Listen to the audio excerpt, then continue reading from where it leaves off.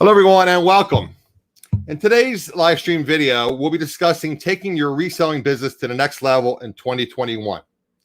I have a very special guest today, thrift shop hustler Chris, and we'll be getting started very shortly. If you're a reseller or you're thinking about becoming a reseller, you're in the right place. Just gonna say hello to a couple of people in the chat, and like I like to say, we will get this party started. I want to say hello to Sharon, my moderator. I always appreciate Sharon being here and moderating and handling the chats. If you have any questions, Sharon will be sure to answer them or bring them to my attention. And Sharon will be periodically posting links to my various social media accounts. So again, I have Facebook, I have YouTube, obviously, I have Instagram, et cetera, et cetera. So let me get started. I'm sure people will be filling in. The notice did go out. Let me bring on our guest. So I don't want to keep the people that are watching the replay waiting. I'm going to bring on our guest, Mr. Chris, the Thrift Shop Hustler. Hello, sir. Hey, Adam. How are you doing, man? Great to see you again. Appreciate you joining us today. I'm glad to be here. Thank you for the intro. I don't know if we can live up to all the hype of trying to make everyone successful, but we can 2021. Yeah, we can certainly try, man. I'm glad to be here, and it's good to be with you. Thank you.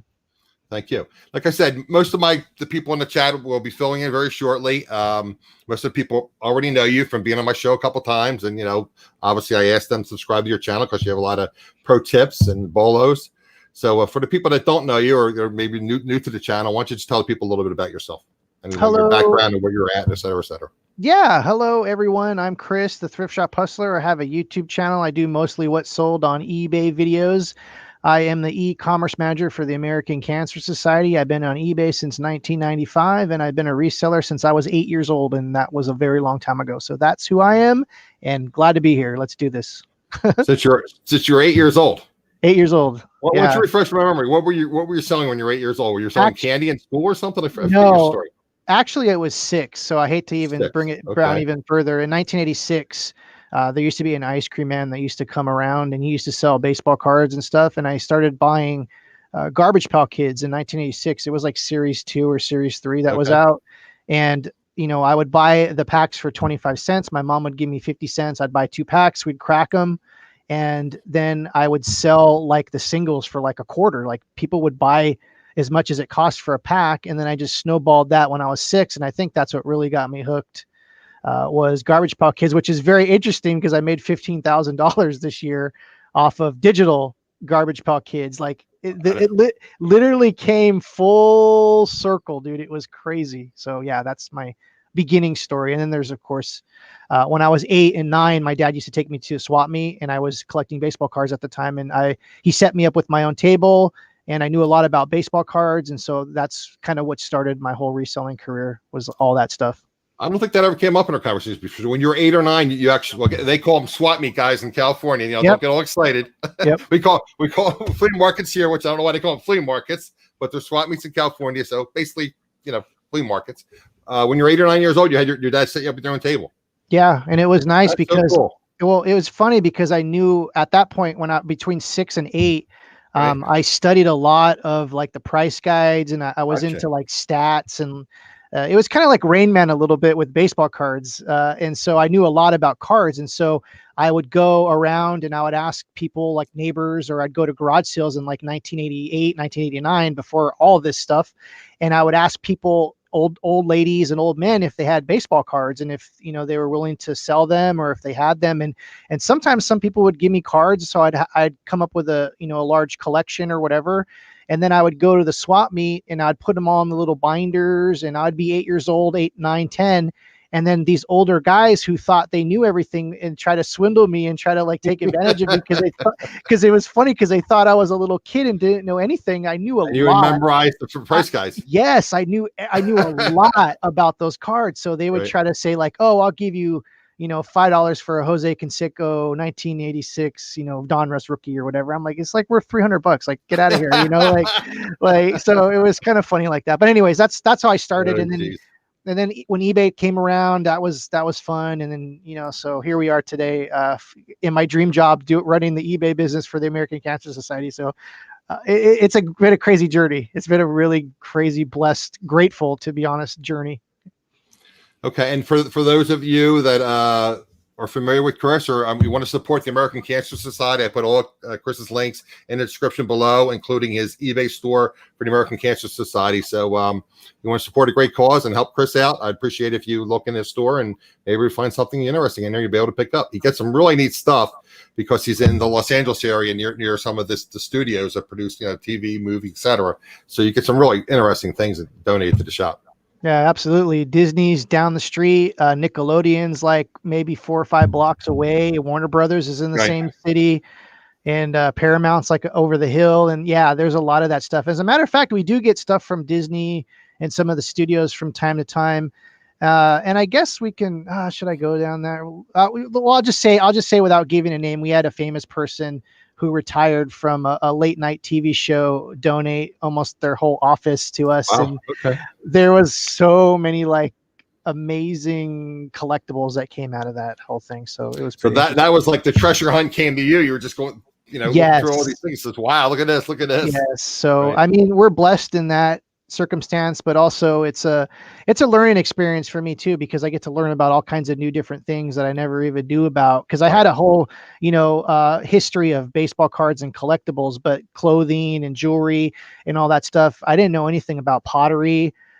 So having this job really helped me learn so many gaps that I had in my knowledge, and I think that's one of the great things. And also, like, I get out of the morning, I get out of bed every morning and I'm helping try to fight cancer. We're trying to find the cure for cancer. Hopefully one day, cancer touches all of our lives. My father-in-law is battling stage 4 cancer right now. And so it touches a lot of our lives. So it's worth getting out of bed every day. And I do this because I love it. I love eBay and I love helping. So it's just a win-win situation. Right. Okay, guys. So we kind of got off track a little bit, but like I said, yeah, totally. Chris, such an interesting guy. I love just talking reselling with Chris. It's just we just talk reselling. We could talk for hours, which we don't have hours. We're gonna keep this under an hour. So let's get into the like you said to you, the meat and potatoes of the show. How to take our business to the next level in 2021. So once you start out with some of your tips and tricks and your pro tips, so to speak. Well, for one, 2021 is already starting to look like it's going to be a very interesting year. We're already a couple of days into the year, and people are already storming the Capitol building. So, I mean, if that tells you anything, we're in for a roller coaster ride of a year here. But I would say, first thing I have on my list is start doing checklists and listing scheduling for yourself. Because I know for me personally, for my personal businesses, it'd be like a fly-by-night thing. Oh, I feel like listing today. I don't feel like listing today. But if you put yourself on a regiment, like literally every day you have to list 5 items. And if you don't list 5 items, or whatever the number is for you, you have to list those items. And if the end of the week and you have your checklist, you always have a physical checklist. You can use a planner. You can use a spreadsheet. You check your little items off, and then at the end of the week, you can do kind of like a self-assessment and be like, okay, I owe this many listings. I messed up this day. And I do that every year. And this year it includes family. It includes reading. It includes walking. It includes working out. So I have a huge spreadsheet boxes that I just check every day. And on Sunday, I have, like I said, the self kind of reflecting. I didn't spend as much time on my family. I got to work on that more next week. Or I missed all these listings. I'm going to do all these listings Sunday so that I can be, caught up. And if you consistently have those checklists and have a listing schedule, it becomes normal after 12 days, 12 days, couple weeks. Comes to learn behavior, right? That's what they say. Yep. Exactly. And it really, I to be honest, I've been doing this, I've been wishy-washy with my own personal stuff, but ever since I have a store that sells nothing but postcards, ever since I started listing 20 postcards every night when I get home without delay, I've been having $50 to $100 sales every day. So my store is making $50 to $100 every day just from that alone, just from listing 20 postcards every night. So that's just what I think to really get better. And of course, everyone knows about list more. But I mean, also to have structure in the way you list more. So that's one of my kind of pro Well, that's tips. one of my pro tips. I'm just at basic stuff. Like I said, you're taking us to the next level. This is basic, but this is just reminding us of things we got to do. But we talk about Cassini and the eBay algorithm, and it loves you listing consistently. And eBay loves that consistency. If you list 3 things one day and 10 things the next day, and don't list for 4 days, eBay doesn't like that, and it's going to penalize you. Your listings aren't going to show up high in the search rankings. That's true. And I mean, it's even like that with YouTube videos. If I don't post a YouTube video in a week, then none of my videos are suggested when I do a new one. So it's like, just, you got to be consistent, and everyone knows about being consistent and listing more. But what I'm saying is, having structure that builds around that too. Mm-hmm. Sharon says she has a 1-page daily checklist that she follows every day. It works. Yeah. I would say every reseller should do that. I don't care who you are. I don't care where you're from. I don't care what level you're at. Every reseller should be doing that every single day for sure. Yes, absolutely. I mean, a to-do list. I mean, I've talked about buying myself a big, not chalkboard, a wetboard, what do you call it? Just marker and just put on there, goals, and making a graph, a chart, and just say, 5 listings, and put what you listed, and put your dollar amount, and how many you listed, and keep track of what you do. Dry board basically. So, and you buy them for a few dollars in the discount store or something, like an Ollie's or something. I mean, they have the little tiny ones that Dollar Tree or something, but you get a nice size one and put it where you're going to see it all the time. Yeah, I have one. Actually, you can't see it because if I move the camera, I'll probably screw something up. Okay. I have a dry erase board that's on this wall. You're going to laugh when you hear this. It's the only information it has on it is size boxes on my wish list. Okay. So like if there's a board game that comes in, or like Super Nintendo games or something that's a very specific size, I'll write it down on that list, and I have to buy those, like 50 or 100 of them, so that I have them on hand. But that's what I use a dry erase board, is just to be like my box fetish. Just out of curiosity, who do you use for your supplies? Do you use eBay? Do you use Uline? Or who do you use? I'll go on eBay. That's usually what the best deal. But I will say, I will give everyone a pro tip, since we're talking about pro tips here, is usually the cheapest price is not going to be the highest quality. Now that makes a lot of sense here when I say that, but let me repeat that. The lowest price is usually going to be the lowest quality. And that makes sense when you hear it. But sometimes I do that a lot. I'm like, I can get 100 4x3x2 boxes for $25. Oh, I'm going to buy that. And this one's $24.99. I'm going to buy that. That's cheaper. But then, you get them and they're kind of warped, or they kind of ship them in that kind of weird cellophane wrap, and they don't. Yeah, and they're all like bent out of shape. And so actually, since we're talking about shipping boxes, I actually got another pro tip that is a good one too. If you ever get a seller that ships their boxes or their shipping supplies in a box, save their name and use them next time, because anyone that cares about their customer, they're going to ship those boxes in a box so that they don't get damaged. If someone cellophanes them, I get it. It saves on shipping, and they're just boxes. Who cares? But the people that charge a good price and they're willing to go that extra mile shipping them in a box are worth saving their names for sure. That's one of my tips. You're stealing all my tips, Chris. Not the exact tip, but you'll see when I bring it up. Oh, bring it up. What was it? Well, I have some tips. One of the things was, I said that always strive to provide excellent customer service, shipping, answering messages, etc. And I always talk about this: under promise and over deliver. So shipping boxes in a box is over delivering. I mean, you really should. I mean, like you buy like a fitted hat, like a football hat or something, or even a cheap hat, like a visor or something. If somebody pays $25, $30 for a visor, they don't want you to ship it in a little Mylar bag, a little poly bag. They want it in a box, and especially a fitted hat, they want it in a box. Absolutely, absolutely. You don't want, yeah, exactly. Here's the thing too. You brought up a good point. A way to look at it, and my wife, she just started doing eBay a week ago, so it's kind of interesting to that's a whole other side thing in itself, but it goes along with this is when you kind of see that, God, I lost my train of thought. When you kind of see that you're doing things like kind of like one way, going the extra mile like that, you kind of put yourself in the shoes of the buyer, or the seller. So like Right. if you would not want to receive that hat in a poly bag. Exactly. So that's the mindset you have to have. Yep. Is you have to put yourself in the shoes of the buyer. Even when you're doing listings, you think like, how would I search for this thing that I'm listing? And that's like half the battle right there for sure. Right. Yeah. For your title. Yeah. Yeah. Well, what if I was looking for such and such an item? How would I type in the eBay search engine? Right. So like I'm showing my wife the ropes after like 13 years of being married. She finally is like, hey, let's try this. Well, here's the thing too, is she used to work for Disney, and she's been out of work for maybe about a year now. And so I bought a collection, a huge collection of rubber stamps, maybe like 4,000 or 5,000 of them, like literally bins and bins and bins of rubber stamps, and like basically brand new, from like the 90s. So they're vintage too. So I'm thinking like, I have like these boxes. I have probably like $30,000 worth of stamps like in my storage unit. Right.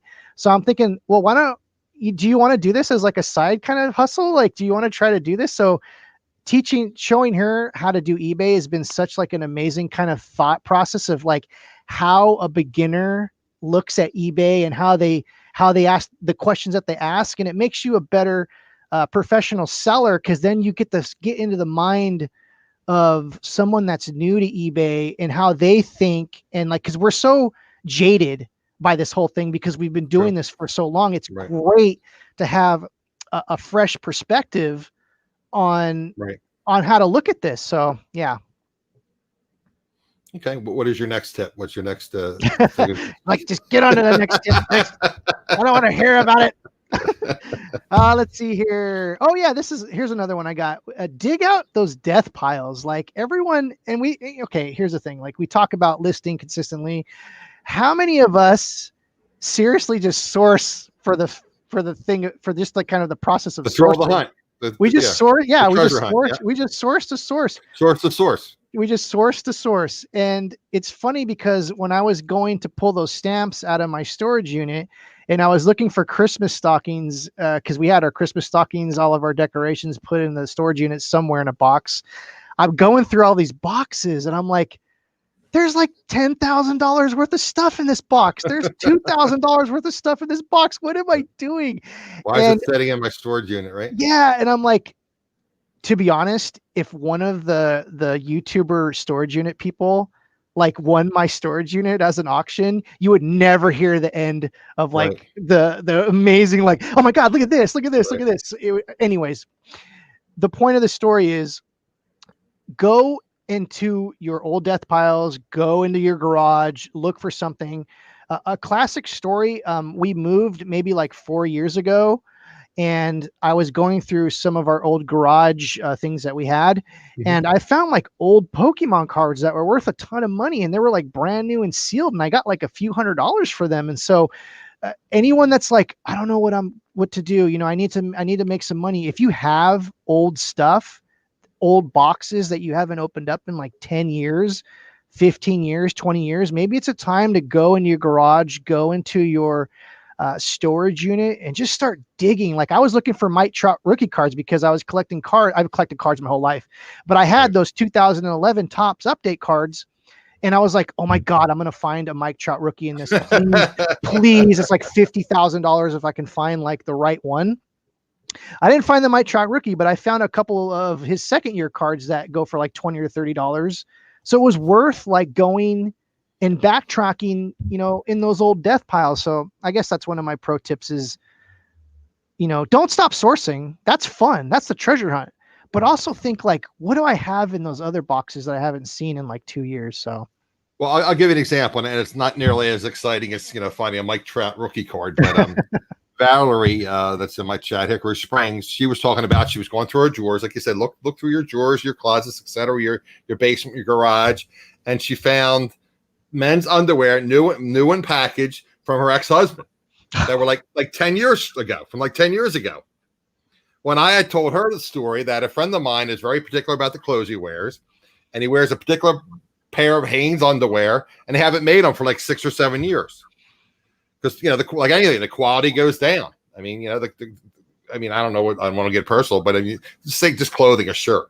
The shirt that was made 30 years ago, the quality is not now is not what it was 30 years ago. Absolutely. I'm sorry, it's just not. And same thing with anything else. They cut on the quality, they cut on the thickness of the material, whatever. So I'm sure there's people who are looking for those particular, pair of briefs, from that were 10 years old, new in bag. How much did she get for them? Did she say? She just listed them. The old saying, old stock, new in bag or new in box. Oh yeah, NOS, new old stock. NOS, I love stock. that. Yep. Now I'm not completely sure I wonder if anyone actually searches for that term, because I use it all the time. But I wonder if anyone actually searches for that term. I'm sure they don't. Yeah. I was a reseller. Right. And I was even showing when I was teaching my wife how to do listings and keyword and SOE or search engine optimization. Yeah. When I was kind of teaching her the kind of ropes on that, I realized that I shouldn't even be putting new in the title, because if you just use the item description or the item specifics, it's going to say new. Yeah. Another thing is punctuation. Yes. Like for men's, like MEN apostrophe S. No. Yes. Don't use the apostrophe, MENS. It'll come up, Google, come up in eBay, and you're using a character that you don't need to use. That's funny, because we had that apostrophes. Yep, we had that same exact situation. I'm like, oh no, you only get 80 characters. You don't really need to put that in. And it's actually been kind of fun to kind of, probably make you a little more passionate about it. It's like bringing your reselling juices, so to speak, back. Yeah, and then having fun, like you're bonding with your wife over something you're passionate about. Right, and if anyone is even in that kind of or potential situation, I highly suggest, if you haven't done that, to try it. Because like I said, I've been with my wife for 13 years. We've been married for 13 years. I've been with her for longer than that. She's always seen me do this kind of stuff, but she's always had a full-time job. She's always been into other stuff with the kids. And so for her to kind of be curious and kind of never forced her into it. She kind of started to ask questions, and I'm like, oh, someone wants to do eBay now. And so it was probably one of the best things is when she got her first sale the other day. And oh, great. Yeah. So one of your stamps? Yeah, one of the stamps. So basically, she's strictly stamps. Yes, because here's the thing too is since I have, it's funny, I haven't even counted them. There's probably 3,000 or 4,000, and so I thought it would be so easy just for someone just to list stamps and learn about stamps and know what brands are what and what is what. And she's already learned a lot. She knows to look out for the botanicals and the florals and the different brands, because I can literally do an ebook right now just on rubber stamps. The amount of information that we've got in the last few weeks of learning what brands are selling well, what are rare, what is the thing to look out for. So I had no idea. Botanicals. Okay. Yeah, there's flowers. I see these people that collect these. I know what botanicals are, but I had no idea that they were valuable or collectible with stamps. I mean, I see these shows all the time. I talk about all the time on my show the various YouTubers that are doing reselling, selling bulk lots or selling individual things on their channel, and you get hooked up in the the game, winning the auction or whatever. And sometimes you overpay, and that's why I try not to do it as much as I used to. But there are all ephemera, ephemera. Well, let me stop you here, because I think the rubber stamps with the ink that are on a wooden block. Those. Right. Okay, good. We're good. I thought you meant oh no, not the stamps. Stamp. No. Yeah. Although I did order some stamps. I say I'm an idiot. I say $5. I ordered 100 stamps. Because I'll say that they're going up next. Well, now I guess they're going up. I do that all the time, because that's how I go through stamps like crazy, because that's how I ship all my postcards. Is I just use a stamp. That's what we do. I heard. I was watching somebody show, and they were saying that they just put 1 or 2 stamps on it, and that's how they ship them. Yeah, you could ship one postcard with 1 stamp, and all you need is put 2 pieces of cardboard around it and wrap it in plastic or something. No, how do you? I use a photo mailer, it's like a 4x6 or whatever. Okay, so a poly mailer that's kind of padded. Well, no, it's not a poly mailer. It's literally cardboard. It's the cardboard mailer. Yeah, it's for mailing photos. Oh, I got you. Yeah, I have one flipping around here somewhere. Yeah. Yeah, and that's all you need. Now, there's a whole bunch of people that don't like to do that because they want their top-rated seller discounts. Here's a big one. Yeah, it's something like that. So the one that I have is a way more sturdier. Right, tiny. Yeah, it was sturdier. Right. Right, and I mean it's just so easy to ship that way. And I mean the thing is you have to go through kind of the honor system with people, because there's no tracking. So if they say they didn't get it, then you're screwed, because there's no way that you can prove it. Well, that's the thing too, right? So you determine on the value. Is that how you determine if you're going to send it out there or not? So here's what I do. I turn it on them. This is how I do it. This is a pro tip that no one knows about. Okay. So what I say is, because, with shipping those kind of things, you will get some scammers every once in a while. I will say I've been selling those kind of items for many years, and I've had very little returns or very little situations where someone said they didn't get it. So when someone says, I haven't got my postcard, where is it? I let them know, look, this is the honor system. If you haven't got it, just give it a couple of days. Ask a neighbor, ask your family members, because they're expecting a bubble mailer, and if they get those little packages, they think like, oh, it just gets shuffled in with the regular mail. And I tell you what, every time it's been, oh, I found it, or it's behind the couch, or it's somewhere, because you kind of like, if they're a scammer and you kind of say it's an honor system, it's like saying a man is not of honor. This is going to sound crazy, but it's so true. It's like saying to a man, you're not a man. You know how that, like, as a man, that affects us. Like, what do you mean I'm not a man? I'm a man. It's like telling a scammer, if they have no honor, it's like something like, oh my God, they're right. Like, what is wrong? What am I doing here? I'm trying to scam this person out of $4. So it's just kind of one of the tricks to do. And it kind of sounds, this might sound completely stupid to someone. Hey, but if it works. Hey, and here's the thing, like, if you took anything out of what I just said right now, if someone says that they haven't found an item and it's been shipped and it's been delivered, tell them to go to their neighbors, tell them to go to their family members, because I cannot tell you how many times I've been doing eBay since 1995 when someone says so an item was delivered and they don't have it. And I say, go ask your neighbor, go ask your family. They have it. Oh, all of a sudden, miraculously appears, right? Well, it's not even that. It's just the neighbor actually has it. Oh, the neighbor has it. Or the family member actually has it. So it's just one of those things. You don't want to just be like, oh, whatever, I'm just going to take the loss and whatever. You got to come up with these little kind of things to be like, well, let's kind of pick this apart. Ask your family member, ask your neighbor. No, go to your post office. No. Okay, fine. Now it's truly lost and whatever. So I don't know. Well, it's funny. I digress sometimes, but you're talking about shipping things, and I'll give you an example. You know how Amazon has like the individual shippers now. Sometimes they'll have like people like delivering to wreck our cars, or make deliveries, and then of course people buy the vans. They sub out their delivery service. So one day I was expecting a pair of Pro EarPods, which were I think on sale for like $200. On sale they were $200. They're expensive. On sale, and I see this guy pour it in front of my house. I'm thinking, and I got a notification because I have. I know Alexa's lurking and she's listening to everything I do, but I have an Echo device, and I got the ding dings, and it's like, oh, Adam, you have a delivery today. And they don't always announce it. This time of year they will, but around the holidays they don't announce it. They say you have a delivery. So you say, Adam, your Echo, your Apple EarPods, Pro EarPods will be delivered today.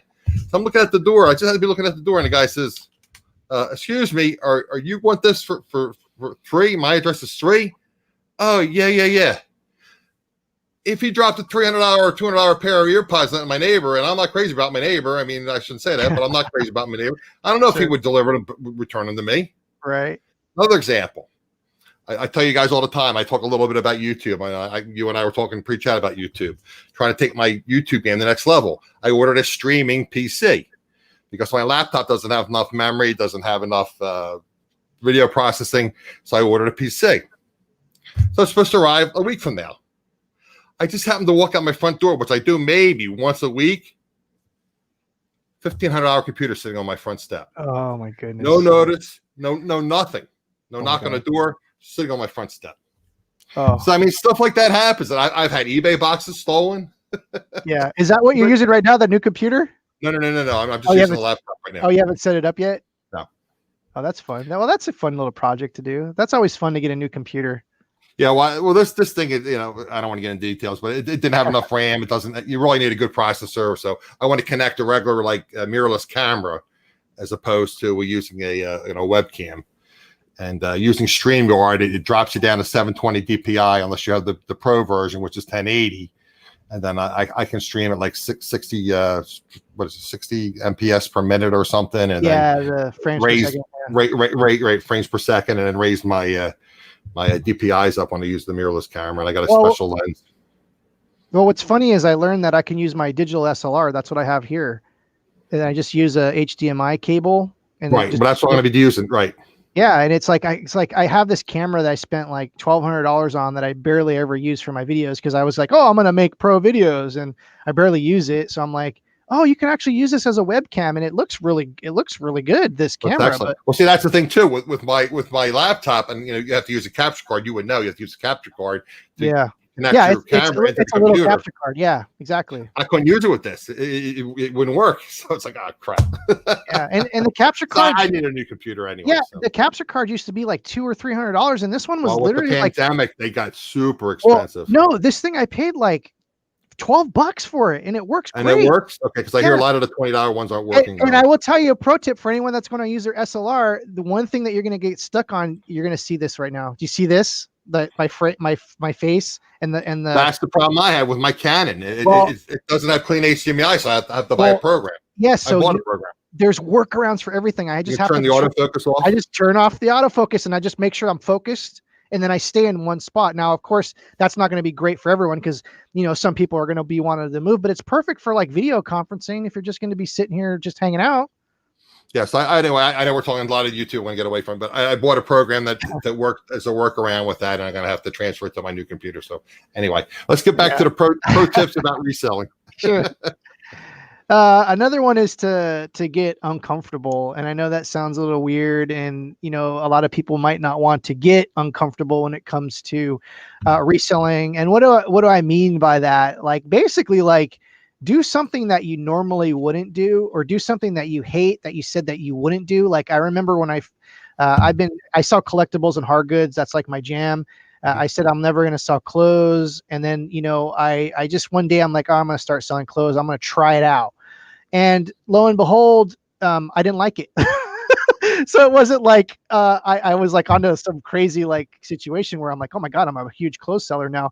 No, but I got out of my comfort zone just to see what was going on in that kind of world. And I will tell you what, I learned a lot. And I think, getting out of your comfort zone and failing and all that kind of stuff. And everyone should probably embrace failure. I guess that's another pro tip is embrace failure, because that's how you gain wisdom. Yeah, that's how you gain wisdom in this world is if everything worked out for everyone, no one would learn anything. Everything would just be easy. So I guess that's one of my pro tips is just to get uncomfortable. And that can mean many different things to many different people.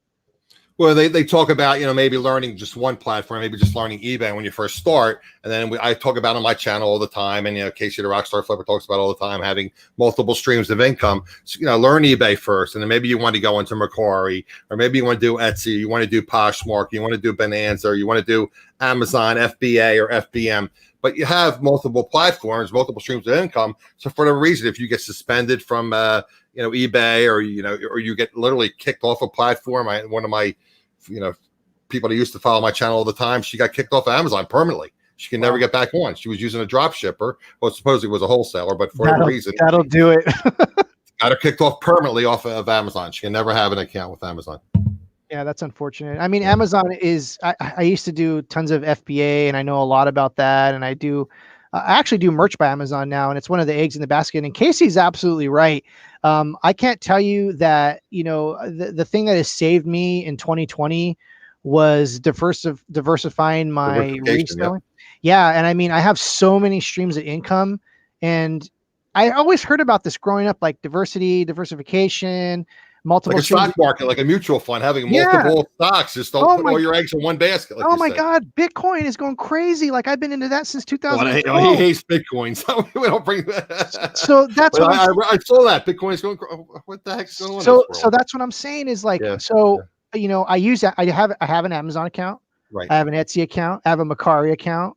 Mm-hmm. I have merch by Amazon, and I sell t-shirts and designs. I made almost $800 last month. And that's pretty much passive income once you have all the designs loaded. I mean, your merch, you made $800? Yeah. So well, here's the thing. It's December, and that's usually the best month anyways for that. Okay. But that's still $800 that I did barely minimum any work to like get And to this there. is all your Thrift Shop Hustler, or this is another? No. This is another thing. I'm into all kinds of different niches and the designs, and they sell well. So, but anything, get uncomfortable, because you never know what kind of, and you're absolutely right. Like, get uncomfortable by going on other platforms. You never know that you might be the next $1 million Amazon seller, $1 million Mercari like seller. Well, I've been talking about having Sharon come on my show, and she loves Facebook Marketplace, and she's killing it over there. There you go. Like, back in the day, it's like Facebook Marketplace, but now they're doing shipping, and Facebook's handling the shipping, and they're relatively low fees for most people. Absolutely. Some people have no fees. I shouldn't discuss fees. I was told I'm not supposed to discuss fees, but anyway, some people have either low fees or no fees, for the time being. So, in comparison to eBay. Yeah, I've never been a fan of Facebook Marketplace. I know it's really good, and I should take advantage of it, but I don't like meeting people face to face. Well, that's the thing. You ship things. You ship it. Yeah, so put it online, and people buy it. You ship it. They pay for the shipping. It's going. Hey, absolutely. Yeah, I mean, that's the future. I'm glad they're kind of doing that. This is the first time I'm actually hearing that. I think I saw something like that a few months ago, yes. But I never looked into it. They're trying. They're really gunning. I mean, again, this is just hypothesizing. In my mind, they're going after eBay, pretty heavily. Yeah. Well, I mean, every Amazon, Mercari is probably the eBay killer, but not really, here's the thing, like, at first, Mercari, I was like, this is so stupid. Mercari is actually a great platform to use if you're looking to kind of multiple lists in multiple, what do they call it? Multiple cross posting. Let me, again, I interrupt you. I apologize, but what sells on Mercari platform? What typically, I mean, I hear that video games sell relatively well on Mercari. Yeah. So like, I would say Mercari is good for collectibles. So like, here's the thing, like, if you're into shoes and clothing, like Poshmark is probably what you, right. Yeah, I don't like Poshmark. I used it, whatever.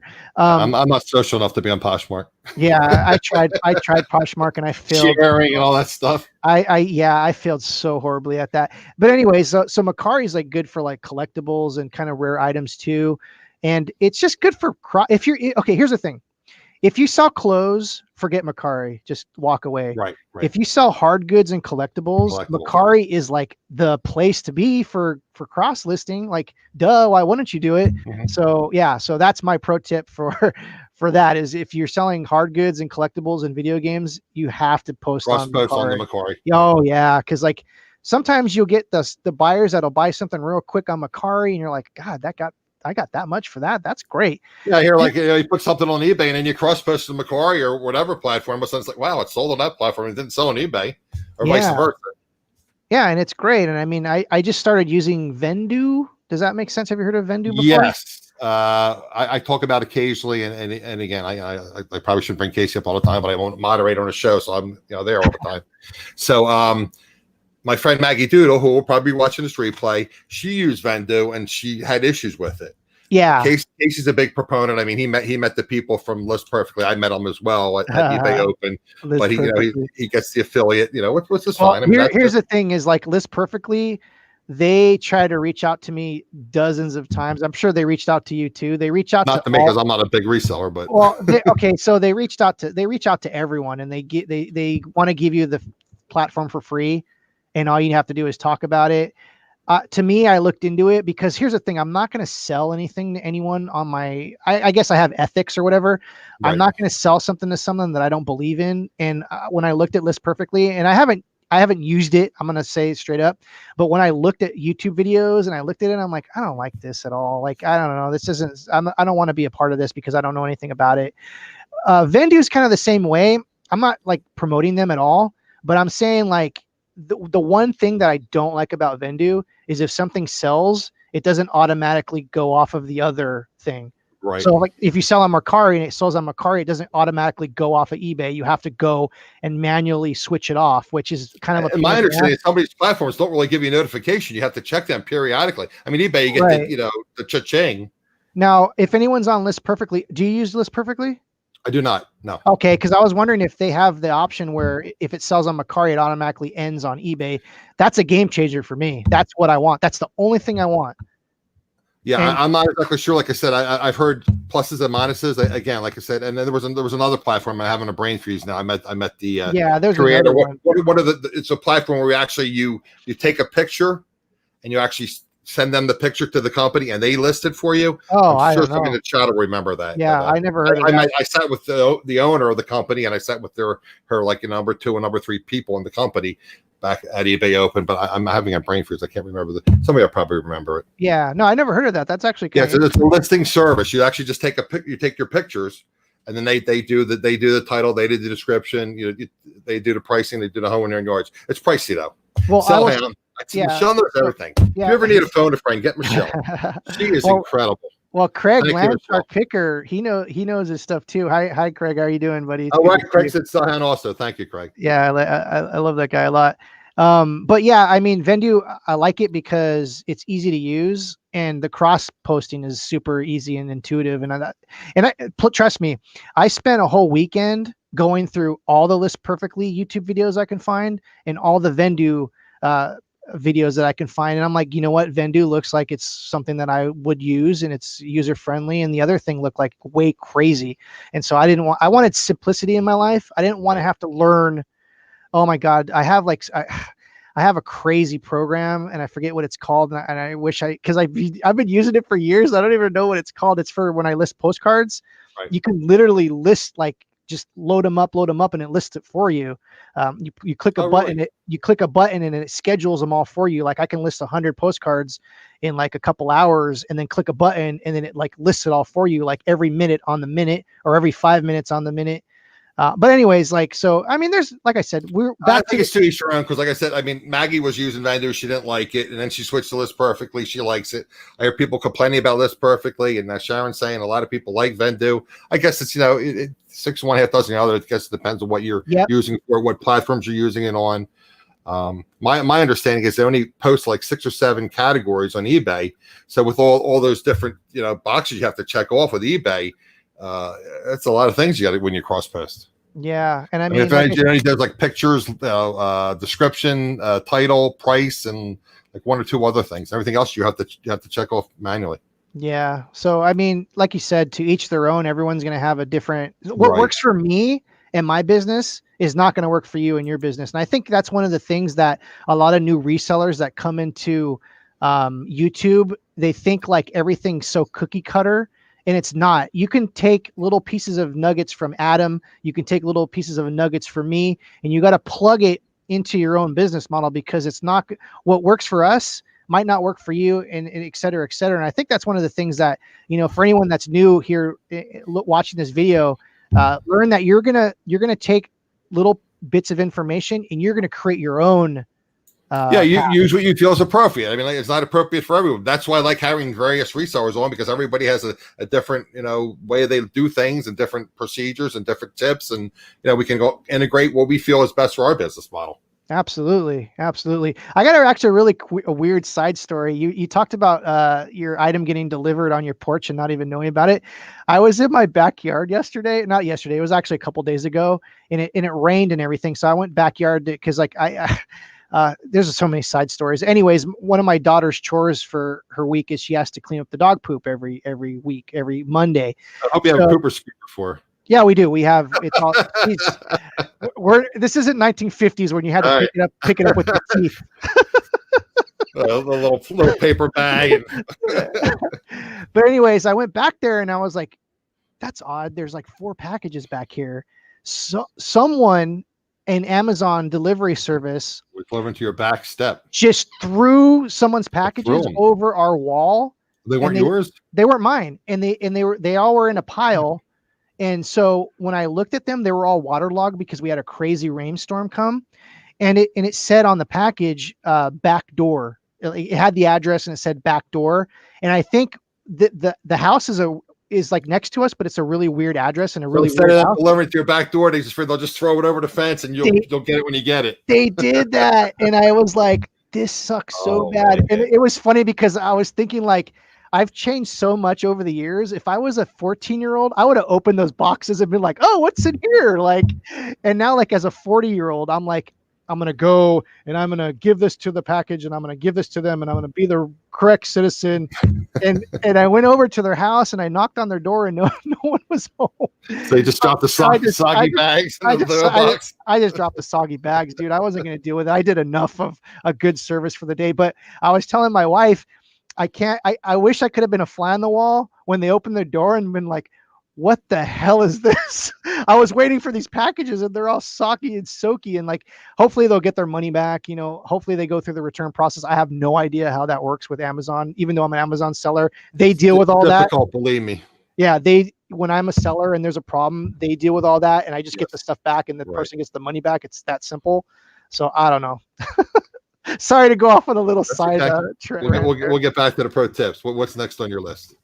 Oh, what's next on my? I thought you had some pro tips. No, I have basic tips. I'm not a pro like you. I'm just a basic reseller. Well, I'm okay. Well, I appreciate that. I wouldn't consider. Well, I guess I don't know. I'm whatever.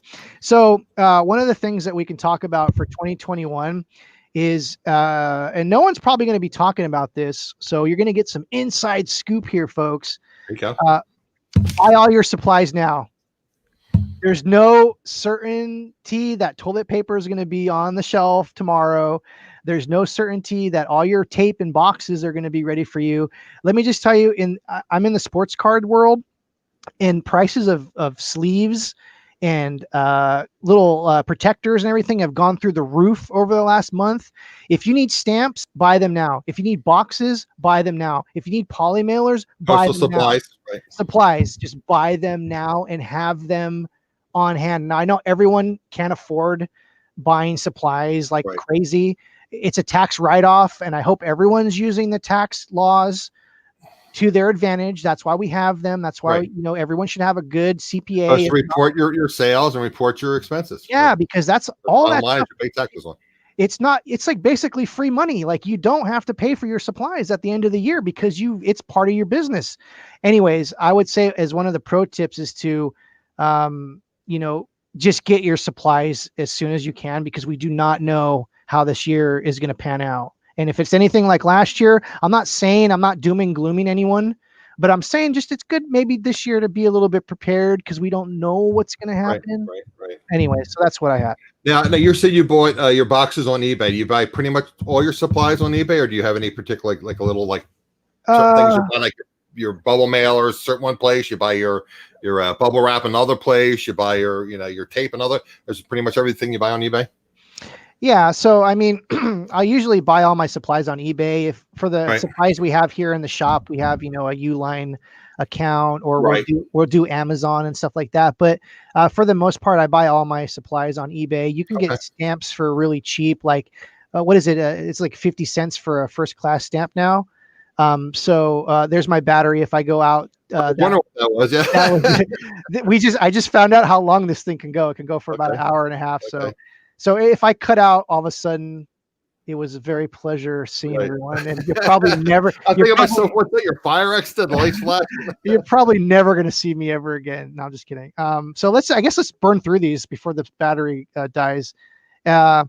And also, just be mindful of your cost in 2021. I know, like, everyone pretty much, knows how much fees are and things, but also just to kind of take a look, because, there was this whole thing about the FedEx. People were doing YouTube videos up the yang about this the other day, about FedEx overcharging. Did you hear about that? FedEx overcharging? No, I hadn't heard about that. No. So I guess FedEx is over. I don't use FedEx. I use UPS and I use USPS. But I guess FedEx was giving it one quote and then charging your card another quote on eBay. Really? And that was pretty frequent? Yeah. So I guess I forget. Happened to eBay sellers. Okay. Yeah, I forget all these YouTubers' names. There was one guy, and he was saying that he was overcharged $300 or $400 last month. I was looking at it. Okay. So anyways, just be mindful of your shipping supplies and shipping fees, and this will help you in the long run, kind of, with your bottom line. And I'm not a penny pincher. I love saving money, but if you really kind of consider a lot of that stuff, it could equal a pretty good amount of money, by just checking out your fees and supplies and all that kind of stuff. Another thing is to work smarter, not harder. It's funny. Landshark Picker said in the thing, he had a great tip. It is, I don't know if you can share this. Share the one that says, pro tips sell things that sell. Oh, I did. I already shared it. Yeah. Oh, you did? Okay, good. I already did. Yeah. That is hilarious. That is a great tip. It's true. That is the truth of all truths. Absolutely true. no one's going to buy a dog turd unless they're like really weird and into it, or like a scientist that has to have that particular dog turd. But if you sell things that are going to sell, they're going to sell. Like all things that people want. Now, to add on that is you have to sell things that sell at the right price. That's another thing, pricing things right. It's supply and demand. So basically, my tip for 2021 is work smarter, not harder. That's part of it. Know your research, know what do you're your selling. research, do your pricing, adjust your pricing periodically. That was one of my tips that I can get into. But. Oh, you look at you. You actually, that was one of the things. Let me see exactly what that was. Okay, I could blow through mine real fast because before your camera runs out. Do you have any others on your list? I do. Okay, the one that you just mentioned was I was saying go through your listed stock if it's been sitting around and change the prices. Do a store refresh every day where you just go and edit everything and don't edit anything. You do all that. You mess with the algorithm. You kind of tickle the algorithm. Right, because if you adjust your pricing, or adjust your description, or adjust your title, and plus if the thing's overpriced, it's not going to sell. So you got to adjust the price anyway. Absolutely. And another thing is to have like a sale every once in a while. eBay has these great tools that we can do sales and markdown manager. Oh my, go ahead. Did I utilize your have your blowout? I have a blowout for this store, the charity store, and my personal stores every year. So, and it's usually around November because you want to get those Christmas sales. And I will tell you, that's like one of the best things you can do for your store. So this year, if anyone can remember this in November or even October, in those Q4, blow everything out that hasn't been selling. Do a 50% off sale. Who cares? We source a lot of this stuff for dirt cheap anyways. Like those rubber stamps, I bought that collection, 3 cents a stamp. Okay. 3 cents a rubber stamp, and we're selling them for like between $7 and $20 each. So if you get stuck with them for a year and a half, 2 years, and they're just taking up space, I mean, you pay 3 cents a piece for them. Blow them out. Yeah. And the end of the year is the best time to do that, before Christmas, before holidays, right, and all that kind of stuff. Another thing was we talked about diversifying income. So we did talk about that. That was actually part of this thing. So definitely, if you're just selling on eBay, look into Amazon, look into Etsy, look into Mercari, do that diversity thing. Here's the last thing we're going to leave with today. We're getting close to the hour. Have an accountability partner. And like for me, I'm such a loner and I'm such a lone wolf. And I guess my wife would be my accountability partner. Have someone, it could be a friend, it could be someone on Facebook, it could be another YouTuber. Just reach out to someone. Another reseller. You don't even have to be on YouTube or another reseller. Exactly. Just reach out to someone and be like, these are my goals for this year. Like you, exactly. These are my. That was one of the things I was going to actually ask. I was going to ask people to in the comments. Well, in the comments here and in the comments after the show, what are your goals? For 2021. What are you going to be doing differently? Or are you doing anything differently? I always talk about Einstein's definition of insanity: doing the same thing repeatedly and expecting different results. Things aren't working. Change it up. Exactly. And I mean, that comes down to YouTube too. I've tried so many different things that didn't even work, but at least I tried them and they could have worked, so been there doing that.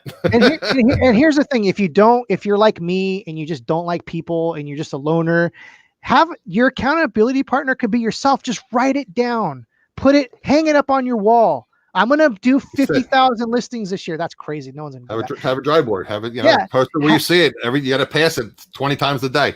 Do something like that, because that it manifests it in the world. It puts it in the world out there, because right now we're changing energies. We can see what's going on in the world. Things are changing right now. The old ways are going away, and we need to kind of bring our thoughts and our passions. We need to actually bring it into the ether. This is the age of Aquarius, the water, the flowing, the age of Pisces is over, the material, everything is going digital. Everything is going more spiritual. Everything's going more feelings, so I don't know. I guess I'm going to leave it at that. Have an accountability, be accountable to yourself and hold yourself to it. Okay. I'll go over mine real quick before your battery runs out. You can comment if you like. Again, these are basically things that Chris already covered. I talk about Cassini quite a bit.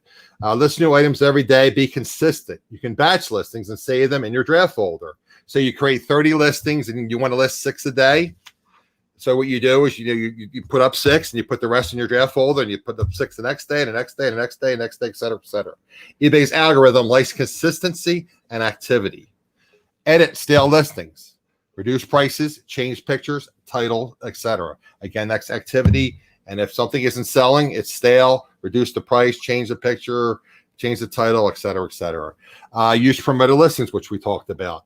Experiment with the percentage. Just don't automatically use a suggested percentage. Some sellers just use 1 or 2%. So they get the original listing and also a promoted listing appear. So they have double listings. Run store promotions, i.e. sales. Try different discounts. Pulse the sales. Don't leave a sale on permanently. Don't run a 25% sale all the time. Take things off of sale for a day or so. eBay will notify buyers that the sale is ending, so that creates a sense of urgency. You know, it's the old "you lose" close and hey, sale. I didn't know that. Thanks, man. I didn't know that. That's great. I didn't know that one. Have best offers available to buyers, price accordingly to allow for the discounts. Again, price things up. If you're gonna allow best offers, if you're gonna run sales, obviously you have to price things higher. So when you run a sale, you have that profit margin built in. If you're gonna allow for best offers, you have that again. You have that built-in extra markup on it. And again, a game changer. A lot of my reselling friends have talked about: send offers to watchers. Again, allow that little cushion. So in other words, every day, I know. Some people have every day they'll go into it. You know, Bill, Gnome and the Frog, every day at like say 11 o'clock or 10 o'clock, he goes in, he checks to see whatever watchers he has. He sends offers to all those watchers. I do the same thing every morning at 9 o'clock. Exactly. I have it on my schedule. Yep. We're talking about how you run your clearance sale. I said occasionally run heavy discounts on stale listings or delete and redonate. You know, you can redonate to charity. Like you said, you're saying you have 3 cents in that are stamps. So maybe a lot of my things I paid $1 for. Why do I have death piles or the things that I haven't? I pulled out of my store and they're just sitting here. Redonate them. And I discussed this before, and this is probably one of the most important things. Always strive to provide excellent customer service, shipping, answering messages, etc. Under promise and over deliver. So most of the things that you discussed, those are good. On my list. I didn't know that eBay will alert the customers. They will, and also another. I was watching another video, which I forgot about that. If you have like a quantity listing, and again, you got to be careful with quantity listings. So I've gotten screwed with quantity listings because you'll go to relist, or actually I don't relist. I sell similar. But if say the listing originally had 4 listings in it, quantity 4, and you sold 2, it'll do 4 again. Oh, so no. then you're short 2. But again, when you get down to that one quantity, eBay sends out a notice, last one remaining. So I thought that was a great tip. So whereas maybe instead of having 3 or 4 quantity listings, you know, you started out as a quantity, then you reduce it to 1, and you have 1 or 2, and it'll say last item remaining, you know, buy before it sells. You know, we all get it. You know, you look at something on eBay, even when you're doing your research, then you get an email. Are you still interested in such and such from eBay? Yeah, we all get those messages. I get torn with that because I get some postcards that are brand new, and I get maybe like 10 or 100 of them or something in a shot, and they're all the same ones, and they're all brand new. And It's hard for me because like part of me just wants to list all 100, but I also send, you know, there also is that urgency. If I post 1 and it sells, if I post 100, someone will be like, oh, they got 100. It's not that valuable, or it's not that rare. That's an urgency. So it's like, yeah, it's psychological. Yep, A lot of this stuff is psychological. Absolutely. Okay, guys. I appreciate Chris being here. Again, all his contact information is in the description. We made his eBay store is in the description. So if you want to support a great cause, help Chris out, help the American Cancer Society out, and help. We all have been, like Chris has said, we all have had experience with cancer. You know, my father died from leukemia. My grandfather had cancer. You know, we've all had people or friends or family that have had cancer in their lives. And, we want to find a cure for cancer. And you're supporting a great cause. You're supporting Chris, and I would appreciate it. So check out all of that information. Don't forget to hit the thumbs up, and we shall see you next Wednesday. Thanks, guys. Take care now.